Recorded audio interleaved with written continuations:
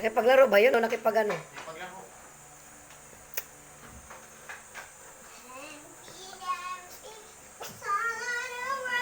Nagagalit ka si Mocha, tingnan mo.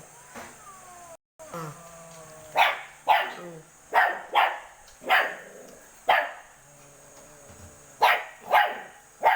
Nagalit siya, oh. Nagalit ka siya, oh. Tingnan mo. Ang arte nito, ang arte yung pusa namin, guys. Kung gusto makipaglaro si Coco, oh.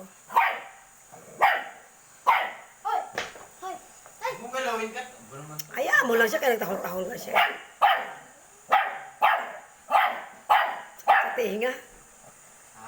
Sakit sa tinga. Ano Did, ba, Didis? didma naman to isang pusa.